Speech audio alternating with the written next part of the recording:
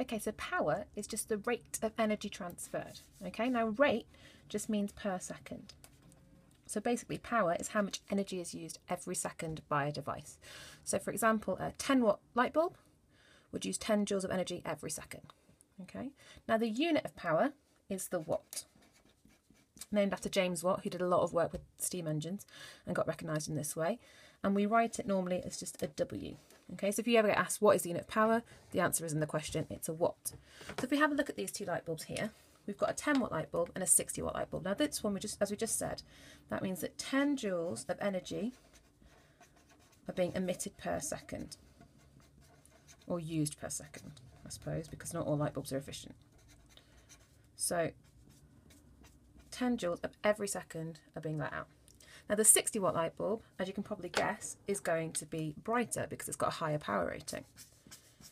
But it's brighter because this means that 60 joules of energy are being emitted or used per second. Now obviously you've got 60 joules of light energy coming out compared to 10 joules of light energy, it's going to be much, much brighter. So that's why a higher watt light bulb is brighter than a low watt light bulb. Now there's two equations that we need to know about for power. The first one comes from that original definition.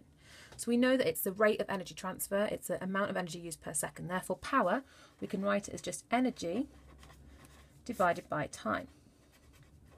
So for example, the 10-watt light bulb, if we saw here, that uses 10 every 1 second. Now if it was a minute, let's not do a minute, let's do 10 seconds, it would use 100, because that's 10 times 10, divided by 10, to do that, we get the same sum, we get 10 each time. Okay, so power is energy over time is the easiest one to remember and the one that comes from the definition. But we also need to know another equation, which is power equals current times voltage. Now why this is the case, we don't really need to go into, but we need to be able to use them. Okay, now current and voltage, remember, are from electricity. The unit of the current is the amp, which is written as an A, and the unit of voltage is the volt, which is written as a V. Okay, now we can use a triangle for both of these. So remember the triangle, I'll explain how to use it again in a second, but it's an easy way to rearrange equations. So to start with, we have that power equals energy divided by time. So I can draw my equation like that. Or that power equals current, which has the symbol I, times voltage. Okay. Now remember, whatever we do, we cover up what we want to see. So if I was asked a question looking for what is energy, and I was using this equation, I'd cover up energy and I get that energy equals power times time. It's just a simple way to rearrange the equation. Or I could have that I was looking here for voltage, I cover up voltage, and I know that voltage equals power divided by current. Okay, so remember that I is current. It's something to do with the French. I think they say it's intensity, or they used to say it was intensity of the electricity when Coulomb first looked at it, but it's not something you need to know. Okay, so let's look at how we can use these two equations. So I've got here a question, it's a nice simple question.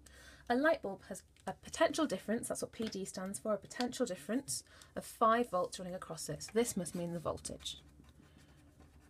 Okay, and has a current of 10 amps running through it.